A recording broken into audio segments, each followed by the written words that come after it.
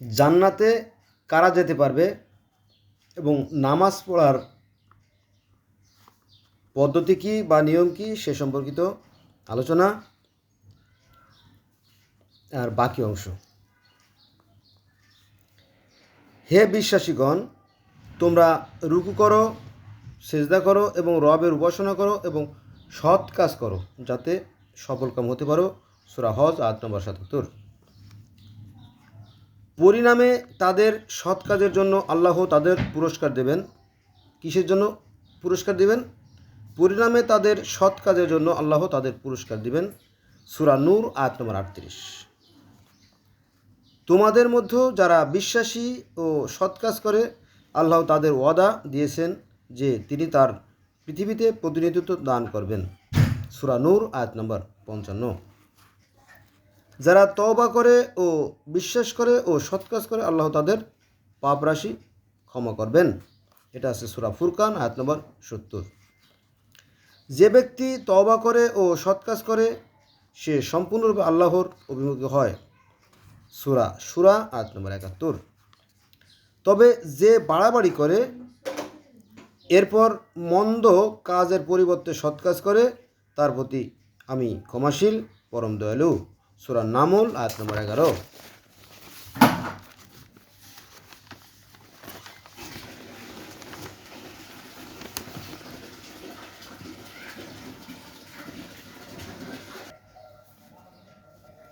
যে কেউ সৎ কাজ করবে সে উৎকৃষ্টতার প্রতিফল পাবে এবং সেদিন ওরা শঙ্কা হতে নিরাপদ থাকবে। সূরা নামল আয়াত নম্বর ৮৯।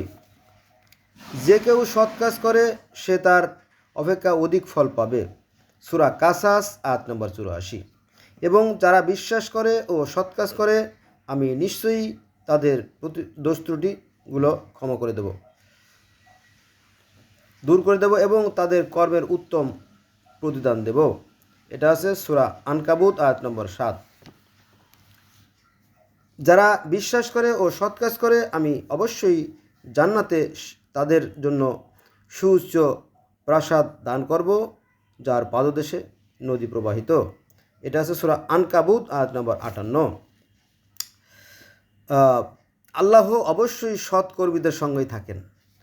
পবিত্র কোরআন শরীফ যদি আপনি পড়েন ৩০ পারা কোরআন শরীফ, তাহলে দেখবেন যে সেখানে আল্লাহ পাক কাদের সাথে থাকেন? ৪ ব্যক্তির সাথে, যারা সৎকর্মশীল, যারা ন্যায়পরায়ণ মুত্তাকী, যারা পরেজগার, ধৈর্যশীল, ৪ ব্যক্তির সাথে আল্লাহ থাকেন। গোটা ৩০ পারা কোরআন শরীফ। আর আমি এখানে আপনার ১০০টা কাজের, মানে যারা জান্নাতে যাবে তাদের একটা তালিকা তৈরি করছি, সেই কথা। মানে জান্নাতে কারা যেতে পারবে এ ব্যাপারে কোরআন কি বলে এই সম্পর্কিত আয়াত। চলুন বাকিটা আবার শুরু করি। যারা বিশ্বাস করে ও সৎ কাজ করে আমি অবশ্যই জান্নাতে বসবাসের জন্য সুউচ্চ প্রাসাদ দান করব যার পাদদেশে নদী প্রবাহিত। সূরা আনকাবুত আয়াত নম্বর ৫৮। আল্লাহ অবশ্যই সৎ কর্মীদের সঙ্গেই থাকেন। এটা আছে কোথায়? এটা আছে ৬৯ নম্বর আয়াত, সূরা আনকাবুত। যারা বিশ্বাস করে এবং সৎ কাজ করে তারা জান্নাতে আনন্দ থাকবে। তাহলে আমরা জানলাম কারা জান্নাতে যাবে? যারা সৎ কাজ করে। নামাজ পড়লেই জান্নাতে যাওয়া যাবে এরকম তো কথা কোরআনে নাই। বুঝা গেছে বিষয়? নামাজ তো এক ধরনের ব্যায়াম আর কি, শরীর ভালো থাকে। কিন্তু নামাজ বলতে অর্থ কী? নামাজের অর্থ কী এটা জানতে হবে। নামাজ শব্দের অর্থ তো স্মরণ, সংযোগ আর যোগাযোগ।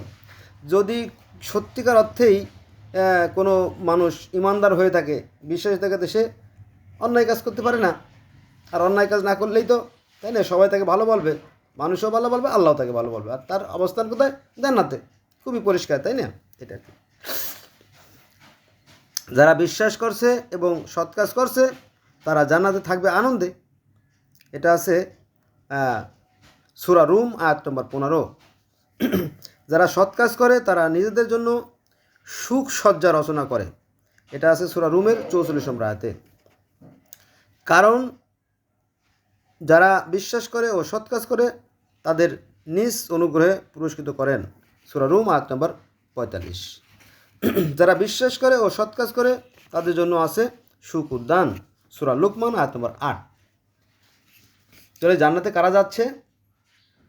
যারা সৎকর্মশীল, যারা ন্যায়পরায়ণ, যারা মুত্তাকি, যারা পরেজগার, যারা ভালো মানুষ, তারা যাবে। কারণ জান্নাত একটা ভালো, একটা সুন্দর একটা জায়গা।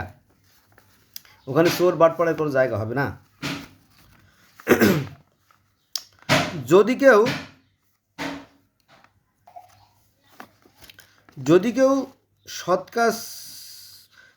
কেউ সৎ কর্মপরায়ণ হয়, আল্লাহর নিকট আত্মসমর্পণ করবে, সে তো এক মজবুত হাতল ধরল।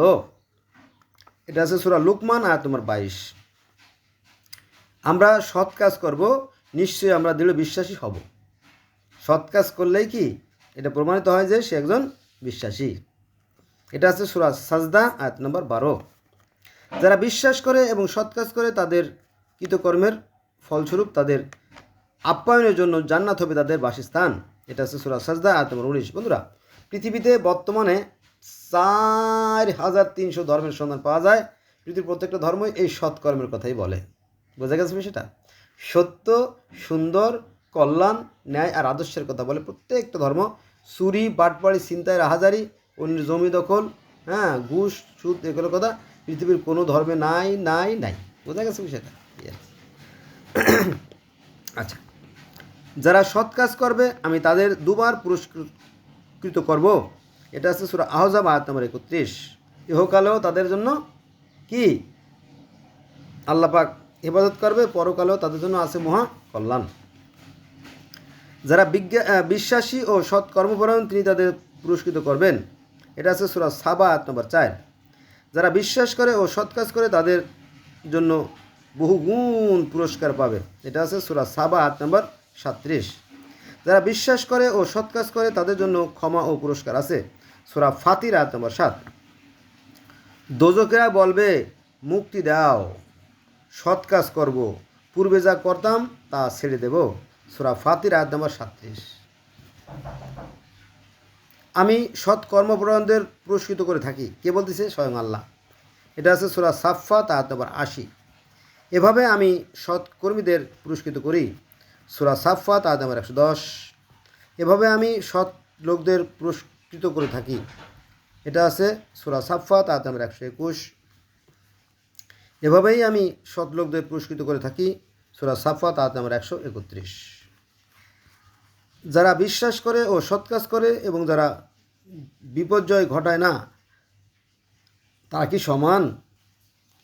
প্রশ্নবোধক চিহ্ন। এটা আছে সূরা সোয়াদ আয়াত নম্বর 28। যারা বিশ্বাস করে এবং সৎ কাজ করে এবং যারা বিপর্যয় ঘটায়, যারা সমাজে অশান্তি সৃষ্টি করে, বিশৃঙ্খলা সৃষ্টি করে, নৈরাজ্য সৃষ্টি করে, তারা কি এক? নো, দ্যার ইজ তাই না? যারা জালেম, যারা অত্যাচারী, তারা কি এক? তারা এক না। সেই কথাই আল্লাহ বলতেছে। এখানে প্রশ্নবোধক চিহ্ন আছে। প্রশ্ন করছে আল্লাহ, যারা বিশ্বাস করে এবং সৎ কাজ করে তারা এবং যারা বিপর্যয় ঘটায় তারা কি এক? তারা তো এক না। সেই কথাই আল্লাহ বলতেছে। এটা আছে সূরা সোয়াদ আয়াত নম্বর 28। সৎ কাজের জন্য এদের পুরস্কৃত করবেন। কে করবেন? আল্লাহ পাক। এটা আছে সূরা জুমার আয়াত নম্বর 35। যদি পুনরায় পৃথিবীতে পাঠাতো আমি হতাম সৎ কর্মপরায়ণ। এটা আছে সূরা জুমার আয়াত নম্বর 58। 100টা মোট 100টা আয়াত আমি নিজ হাতে পবিত্র কোরআন শরীফ থেকে, গোটা 30 পারা কোরআন শরীফ থেকে বেছে বেছে বের করছি। এবার আসেন সূরা মুমিন আয়াত নম্বর 40। এখানে বলা হয়েছে যে যারা বিশ্বাসী হয়ে সৎ কাজ করবে তারা প্রবেশ করবে জান্নাতে। তার মানে কি, যারা বিশ্বাস করে, আর বিশ্বাস করলেই তো, তাই না, সে ভয় থাকবে, সে আর অন্যায় কাজ করবে না, তাতে তাই ইহকালও সুন্দর হবে, পরকালও সুন্দর হবে। সেটা আর কি। সমন্বয় অন্ধ ও চক্ষুমান এবং যারা বিশ্বাস করে ও সৎ কাজ করে। এখানে আল্লাহ পাক কম্পেয়ার করছেন, তুলনা করছেন বা উপমা দিচ্ছেন যে যেমন চক্ষুমান ব্যক্তি সব কিছু দেখতে পারে, আর যারা অন্ধ তারা তো কিছুই দেখতে পারে না। সেই কথাই বলছে যে যারা সৎ তারা হচ্ছে চক্ষুমান, আর যারা অসৎ তারা হচ্ছে অন্ধ।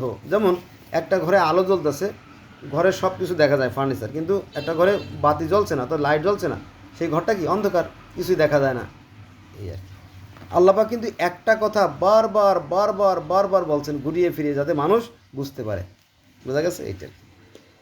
এবার আসেন, যারা বিশ্বাস করে ও সৎ কাজ করে জান্নাতে মনোরম স্থানে প্রবেশ করবে। এটা আছে সূরা সূরা আয়াত নম্বর 22। যে সৎ কাজ করে সে তার কল্যাণের জন্যই করে। সূরা জাসিয়া আয়াত নম্বর 15। যে সৎ কাজ করবে সে তার নিজের জন্যই করবে, কারণ কিয়ামতের দিন কেউ কারো জন্য জবাবদিহি করবে না, কারোর জন্য কাউকে প্রশ্ন করা হবে না, যার যার হিসেব তার তা দিতে হবে, সে কথা বলছে। যারা বিশ্বাস করে ও সৎ কাজ করে তাদের রব তাদের জান্নাতের প্রবেশ অধিকার দান করবেন। যারা বিশ্বাস করে আল্লাহকে এবং সৎ কাজ করে তাদেরকে টিকিট দেওয়া হবে, জান্নাতের টিকিট। এটা সূরা জাসিয়া আয়াত নম্বর 30। যারা সৎ কাজ করে তাদের সুসংবাদ দাও। এটা আছে সূরা আহকা আয়াত নম্বর 12। আমি সৎ কর্ম গ্রহণ করে মন্দ ক্ষমা করে জান্নাতে পাঠাই। এটা আছে সূরা আহকাব আয়াত নম্বর 16। আল্লাহ বলতেছিল যে মানে তওবার যে ব্যাপারটা, যে যদি কেউ ভুল করে আর সে ক্ষমা চায় তাদেরকে ক্ষমা করা হবে। বারবার যারা ভুল মানে ক্ষমা চাইবে তাদের জন্য কিন্তু ক্ষমা না, যারা ভুল করছে, যারা জানতো না অজ্ঞাত স্বরে ভুল করে ফেলেছে তাদের জন্য, যারা ভুল করে তাদের জন্য আছে ক্ষমা, কিন্তু বারবার যারা ভুল করবে তাদের জন্য না। কিন্তু চালাকি করলে কিন্তু আবার ধরা পড়ে যাবেন। মনে করেন না যে আমি আকাম করব আর তওবা করব, তা না, তা মনে করার দরকার নেই।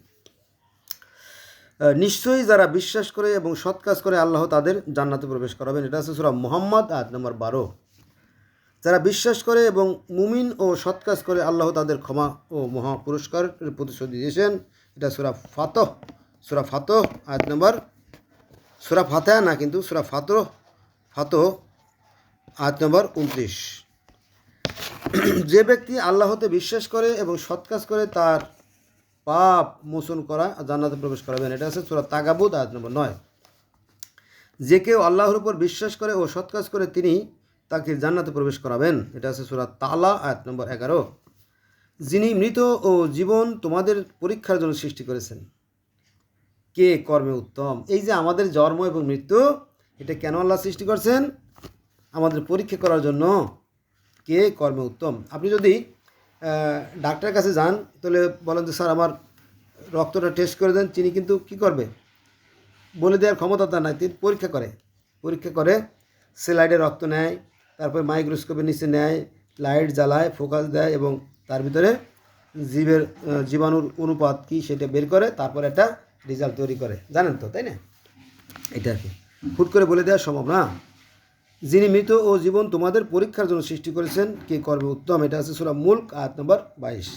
অর্থাৎ এই যে আমাদের এই পৃথিবীটা, এটা হচ্ছে ভালো এবং মন্দের খেলা। ভালো থাকবে আর মন্দ থাকবে, ভালো কাজের জন্য ভালো পুরস্কার আর মন্দের জন্য মন্দ পুরস্কার। আর আপনি চালাকি করে উহুদ পাহাড় পরিমাণ পাপ করে তওবা করলেই জান্নাত চলে যাবেন, এটা একটা চরম ধোঁকাবাজি, যেটা আলেমরা আমাদেরকে করে থাকে। এটা কোরআনের বিপক্ষে যায়। এই যে আলেমরা যেগুলো দেয় না, এর অধিকাংশই ধোঁকাবাজি, সাবধান থাকবেন। ধর্ম ব্যবসায়ীরা তাদের ধর্মের জন্য ব্যবসার জন্য অনেক কিছুই বলে থাকে। আচ্ছা, এবার আসেন, পানাহার করো তৃপ্তির সঙ্গে তোমরা পার্থিব জীবনে সৎকর্মশীল ছিলে। এটা আছে সূরা হাক্কা, এটা 24 আয়াত নম্বর 24। সৎকর্মশীলরা পান করবে কর্পূরের পানি মিশ্রিত শরাব। এটা আছে সূরা দাহর আয়াত নম্বর 5। হে মানুষ, তোমরা রবের নিকট পৌঁছানো পর্যন্ত যে কাজ করবে তা দেখতে পাবে। এটা আছে সূরা ইনশিকাক আয়াত নম্বর 6। কিন্তু যারা বিশ্বাস করে ও সৎ কাজ করে তাদের জন্য নিরবিচ্ছিন্ন পুরস্কার রয়েছে। সূরা ইনশিকাক আয়াত নম্বর 25। বন্ধুরা, আমার গলা ডেবে গেছে, আমার কথাগুলো তো বুঝতে কষ্ট হবে, ক্ষমা সুন্দর দৃষ্টি দেখবেন। নিশ্চয়ই যারা বিশ্বাস করে ও সৎ কাজ করে তাদের জন্য রয়েছে জান্নাত, যার পাদদেশে নদী প্রবাহিত, এ মহা সাফল্য, তাই না? এটা আছে সূরা বুরুজ আয়াত নম্বর 11। সে বলবে, হায়, আমরা এই জীবনে যদি কিছু সৎ কাজ করে আসতে পারতাম। যারা দোজকবাসী তারা দোজকে বসে বসে আফসোস করবে, হায় হায় হায়, কি সর্বনাশ করছি। যদি কিছু সৎ কাজ করে আসতে পারতাম তাহলে তো আজকে কি সাকসেসফুল হইতাম। এটা আছে সূরা ফাজর আয়াত নম্বর 24। আপনারা তো জানেন, তাই না, যে সৎ কাজ করলে গত আচ্ছা আরেকটা আলোচনা করে নই, তারপরে বাকি কথা বলি। যারা বিশ্বাসী ও সৎ কর্মপরায়ণ এদের জন্য তো আছে নিরবচ্ছিন্ন পুরস্কার। সূরা 3 আয়াত নম্বর 6। যারা বিশ্বাস করে ও সৎ কাজ করে তারাই সৃষ্টিশ্রেষ্ঠ। সৃষ্টিশ্রেষ্ঠ কারা? যারা বিশ্বাস করে। কিসে বিশ্বাস করে? সৃষ্টিকর্তায়, ও সৎ কাজ করে তারাই সৃষ্টিশ্রেষ্ঠ। কেউ অনুপরিমাণ সৎ কাজ করলে তা দেখবে, আবার কেউ অনুপরিমাণ অসৎ কাজ করলে তা দেখবে। এটা আছে সূরা জিলজাল আয়াত নম্বর 7 এবং 8। মানুষ অবশ্যই ক্ষতিগ্রস্ত। মানুষ অবশ্যই ক্ষতিগ্রস্ত। কেন জানেন? এই পবিত্র কোরআন শরীফ যদি আপনি দেখেন তাহলে দেখবেন যে 65 জায়গায়, কত? 65 জায়গায় মানুষকে গালাগালি করছে আল্লাহ। কইছে ওরাই সৃষ্টি নিকৃষ্ট, ওরা বড়ই অকৃতজ্ঞ, ওরা লোভী, ওরা সম্পদ বন্টনকারী, ওরা সম্পদ লুণ্ঠনকারী, হ্যাঁ, সম্পদ সঞ্চয়কারী, এই আর কি, হ্যাঁ, এরমতি আর কি। তো এটা আসলে পরীক্ষা। মানুষ অবশ্যই ক্ষতিগ্রস্ত, কিন্তু তারা ব্যতীত যারা ঈমান এনেছে এবং সৎকর্ম করে সত্য ও ধৈর্যের উপদেশ দেয়। এটা আছে সূরা আসর আয়াত নম্বর 2 এবং 3। আচ্ছা, এবং যারা নিজেদের নামাজে যত্নবান, যারা নিজেদের নামাজে যত্নবান, এই দুইটি আয়াতে নামাজের কথা পাওয়া গেছে। নামাজ, নামাজ শব্দের অর্থ হচ্ছে কি? নামাজ শব্দের অর্থ বুঝতে হবে। নামাজ শব্দের অর্থ স্মরণ, সংযোগ বা যোগাযোগ। তো এবং যারা নিজেদের নামাজে যত্নবান তারাই হবে অধিকারী হবে ফেরদাউসের, যাতে ওরা চিরস্থায়ী হবে। এটা আছে সূরা মুমিনুন আয়াত নম্বর 9, 10, 11, এই 3টে আয়াতে। এবার আসেন, এবং যারা নিজেদের নামাজে যত্নবান তারাই সম্মানিত হবে জান্নাতে। সূরা মাআরিজ আয়াত নম্বর 34। এখন আমাদের নবী মুহাম্মদ সাল্লাল্লাহু আলাইহি ওয়াসাল্লাম কীভাবে নামাজ পড়তেন জানেন তো, তাই না? যে উনি হীরা গুহায় বসে বসে ধ্যান সাধনা করতেন। আর এই কথা আবার কোরআনে আসছে, সেটা হচ্ছে যে তুমি তোমার রবকে মনে মনে সবিনয় অর্থাৎ বিনয়ের সহিত এবং সবয়ত বয়ের সহিত অনুচ্চ স্বরে সকালে ও বিকেলে স্মরণ করবে এবং তুমি উদাসীন হবে না। সূরা আরাফ আয়াত নম্বর 205। ঠিক আছে? এখন কথা হচ্ছে যে সত্যিকার অর্থে যদি কারো সেই ক্ষুধা ভীরুতা থেকেই থাকে, সৃষ্টিকর্তার প্রতি তার যদি বিশ্বাস থেকেই থাকে, তার দ্বারা কি আর অন্যায় কাজ হতে পারে? হতে পারে না। আর অন্যায় কাজ যদি সে না করে তাহলে দেখবেন তার ইহকালীন ও কল্যাণ লাভ হবে, পরকালীনও কল্যাণ লাভ হবে। ঠিক আছে? একটু ভালো করে লক্ষ্য করে দেখবেন, আল্লাহ পাক পবিত্র কোরআন শরীফে বলেন যে, হ্যাঁ, দুটো আরবি শব্দ আছে, তাকে বলে সাবাবে নুজুল এবং আমসালুল কোরআন। মানে দুইটা শব্দ আছে কোরআনে, যার বাংলা অর্থ আছে উপমা এবং উদাহরণ। হ্যাঁ, এরকম 500রও অধিক উপমা এবং উদাহরণ দেয়া আছে। আল্লাহ বলছে যে আমি একটা বিষয় বোঝানোর জন্য তোমাদের বারবার ঘুরিয়ে ফিরিয়ে এভাবে সেভাবে বোঝার চেষ্টা করছি, তোমরা সৎ কাজ করো, কারণ শয়তান পিছে লাগিয়ে আছে। হ্যাঁ, এখন মনে করেন যে আপনি মনে মনে তো ভাবছেন যে, হ্যাঁ, এই যে অজু করলে হাত ধুইলেই মানে একেবারে সমস্ত পাপ ঝুরঝুর করে পড়ে যায়। এটা হচ্ছে চরম ধোঁকাবাজি। আরে বাবা, পাপ কি শরীরে লাগে থাকে নাকি? এটা তো অন্তরের ব্যাপার, তাই না? একজন মানুষ সৎ কি অসৎ সেটা তো তার আচার আচরণ, চলাফেরা, কথাবার্তার মাধ্যমে প্রকাশ হবে, তাই না? এটা ধোঁকাবাজি না? চরম ধোঁকাবাজি। এগুলো এগুলো এগুলো সব মন করা, বানানো। নামাজ শব্দের অর্থ স্মরণ, সংযোগ এবং যোগাযোগ। আপনি যদি সত্যিকারের অর্থে ঈশ্বরের প্রতি, সৃষ্টিকর্তার প্রতি, আল্লাহর প্রতি যদি আপনার বিশ্বাস থেকে থাকে, আপনার দ্বারা কোনো অন্যায় কাজ হবে না, কারণ আপনি সবসময় তো আল্লাহর উপর ভরসা করতেছেন, তাই না? কিন্তু আপনি তো চুরি করবেন, বাটপাড়ি করবেন, চিন্তাই করবেন, আর মনে মনে ভাবছেন যে আমি আর 5 বছর করে 2টা বাড়ি করে নয়, এরপরে একবার হজ করে আসবো। এগুলো চরম ধোঁকাবাজি, এগুলো কোনো কাজে আসবে না। ঠিক আছে? এগুলো এগুলো করা যাবে না। আর সৎটা কীভাবে আপনি করবেন? এই যে দেখবেন যে bus, truck, launch, steamer, tempo, CNG, লেগুনা, রিক্সা সব পিছনে লেখা থাকে যে মানুষের এই বিবেক হচ্ছে সর্বশ্রেষ্ঠ আদালত, অর্থাৎ আপনি আপনার বিবেকের কাছে প্রশ্ন করে দেন, আপনার বিবেক আশা রাখি শতকরা 100% উত্তর দ্বারে সক্ষম। ধন্যবাদ সবাইকে।